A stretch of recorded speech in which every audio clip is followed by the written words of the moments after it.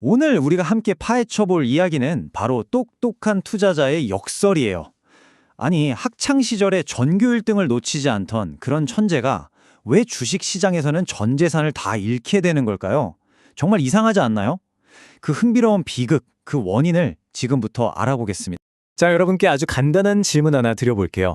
천재랑 바보, 둘 중에 누가 주식 투자를 더 잘할까요? 99%는 당연히 천재지 라고 답하시겠죠. 그런데요, 오늘 우리가 만나볼 한 남자의 이야기를 들으시면요, 그 너무나 당연해 보이는 상식이 얼마나 위험한 착각인지 깨닫게 되실 겁니다. 오늘 이야기의 주인공은 바로 김 부장님입니다. 이분 말이죠. 학창시절에 전교 1등을 단 한 번도 놓친 적이 없는 뭐랄까 타고난 수재였어요. 당연히 모두가 부러워하는 명문대를 졸업했고요.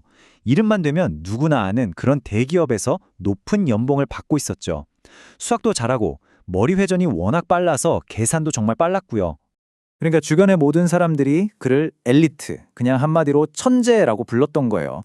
누가 봐도 실패라는 단어와는 거리가 한참 먼 그런 사람이었죠. 그런데 말입니다. 바로 그랬던 그가 얼마 전에 저한테 글쎄 울면서 그러는 거예요. 10년 동안 정말 힘들게 모았던 전세 보증금을 주식으로 전부 다 잃었다고요. 와, 정말 충격적인 반전 아닌가요? 아니, 도대체 어떻게 이런 일이 일어날 수 있는 걸까요? 누가 사기라도 친 걸까요? 아니면 그냥 정말 재수가 없었던 걸까요? 아니요, 사기도 아니었고 그냥 운이 나빴던 것도 아니었습니다. 진짜 정답은 놀랍게도 바로 그의 똑똑함 그 자체에 있었어요. 김 부장님은 너무 교묘해서 오히려 똑똑한 사람들이 더 쉽게 걸려드는 그런 세 가지 투명한 덫에 자기 발로 걸어 들어간 거였죠. 자, 지금부터 그 덫이 도대체 뭔지 하나씩 파헤쳐 보겠습니다. 그가 빠진 첫 번째 덫, 바로 초심자의 행운입니다. 이건 뭐랄까 아주 달콤하지만 치명적인 독이 든 사과 같은 거예요. 초심자의 행운, 이게 뭐냐면요. 말 그대로 처음 뭔가를 했는데 운이 좋아서 성공한 거거든요. 근데 그걸 와, 이건 내 실력이야 라고 착각하는 그런 심리적인 함정을 말하는 겁니다. 우리 김 부장님도 바로 이 함정에 아주 정확하게 빠져버렸어요. 처음에는 김 부장님도 되게 조심스러웠어요. 겁도 나고 하니까. 딱 100만 원만 투자해봤죠. 그런데 이게 웬일이에요? 단 3일 만에 120만 원이 된 거예요. 그냥 가만히 앉아서 20만 원을 번 거죠. 바로 이 순간 무서운 착각이 시작됩니다. 아마 속으로 이렇게 외쳤을 거예요. 와, 나 주식 천재 아니야? 뭐야, 내가 찍으니까 다 오르잖아. 와, 그동안 내가 왜 그렇게 힘들게 일했지? 바로 이 지점이 비극의 핵심입니다. 자, 왼쪽을 보세요. 이게 현실이에요. 시장이 워낙 좋아서 사실 누가 투자했어도 돈을 벌 수 있었던 순전히 운의 영역이었던 거죠. 하지만 김 부장님처럼 똑똑하고 또 늘 성공만 해왔던 사람은 오른쪽처럼 생각하기가 너무 쉬운 거예요. 아니야, 이건 내 뛰어난 분석력과 지능 덕분이야. 이렇게 자신의 성공을 운이 아니라 실력으로 해석해버리는 이 치명적인 착각. 이게 바로 모든 비극의 씨앗이었습니다. 자, 이제 두 번째 덫으로 넘어가 볼까요? 자신감에 완전히 취한 김 부장님은 이제 브레이크가 없는 스포츠카에 올라탑니다. 그리고는 빚이라는 이름의 가속 페달을 아주 힘껏 밟아버리죠. 이걸 투자 용어로는 레버리지라고 하는데요. 쉽게 말해서 남의 돈, 즉 빚을 지렛대처럼 이용해서 훨씬 더 큰 수익을 노리는 방식이에요. 생각해보세요. 내 돈 1억으로 10% 수익 내면 1,000만 원이잖아요. 근데 2억을 빌려서 총 3억으로 투자하면 수익이 3천만 원이 되는 거죠. 바로 이 달콤한 계산이 그를 유혹했던 겁니다. 이 비유가 레버리지의 위험성을 정말 적나라하게 보여주는데요. 이거 정말 중요합니다. 자, 내 돈으로만 투자하는 건요, 왼쪽처럼 시속 60km로 안전하게 운전하는 거랑 같아요. 가다가 작은 돌부리, 그러니까 주가가 좀 떨어지는 걸 만나도 그냥 덜컹 하고 지나가면 그만이에요. 왜? 기다릴 여유가 있으니까요. 근데 빌린 돈으로 투자하는 건 오른쪽의 로켓 자동차랑 똑같습니다. 시속 300km로 달리다가 아까랑 똑같은 돌부리를 만나면 어떻게 될까요? 맞아요. 그냥 그 자리에서 폭발해버리는 겁니다. 그리고 이 폭발의 이름이 바로 반대매매라는 겁니다.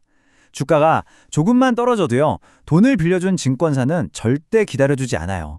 그냥 자산가치 떨어졌네요. 저희가 강제로 팔아서 빌려준 돈부터 회수하겠습니다. 이렇게 통보해버리죠.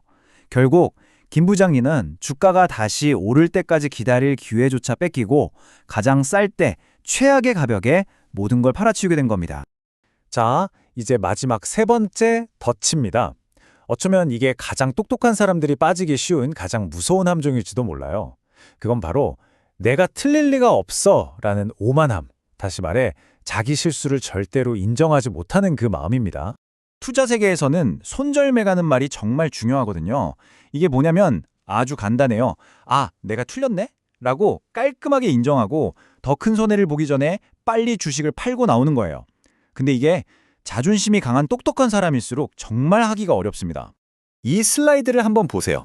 김 부장님의 심리 변화가 그대로 보이죠? 처음 10% 떨어졌을 땐 이건 일시적인 조정이야. 금방 오를 거야 하면서 무시합니다. 그러다 30%가 떨어지니까 오, 지금이 박앤세일이네. 빚 좀 더 내서 사면 평균 단가가 낮아지겠다 하면서 물타기를 하죠. 그러다 50%가 되면 그때부턴 제 말 본전만이라도 찾게 해주세요 하는 심정이 되고 결국 80% 하락을 맞으면서 모든 것을 잃게 되는 바로 이 악순환에 빠지는 겁니다.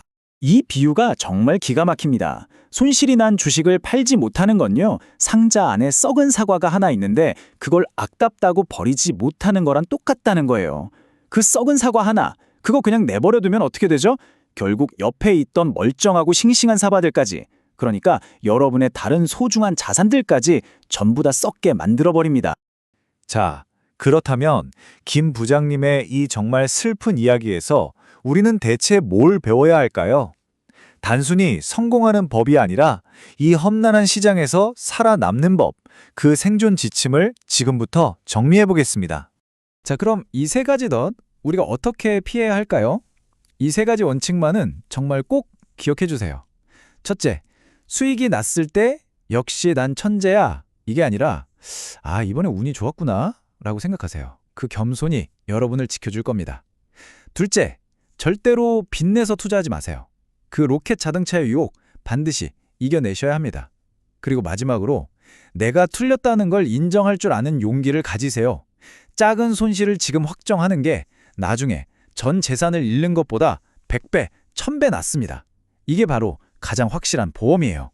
마지막으로 이 문장을 가슴 깊이 새겨주셨으면 합니다. 투자는요, 누가 더 빨리 부자가 되나 경쟁하는 100m 단거리 경주가 아닙니다. 시장에서 쫓겨나지 않고 끝까지 살아남는 기나긴 마라톤이에요. 가장 똑똑한 사람이 이기는 게임이 아니라 가장 오래 살아남는 사람이 결국 이기는 게임이라는 거죠. 욕심 조금만 내려놓고 천천히 그리고 안전하게 달린다면 여러분 모두가 웃으면서 결승선을 통과하는 최후의 승자가 될 수 있을 겁니다.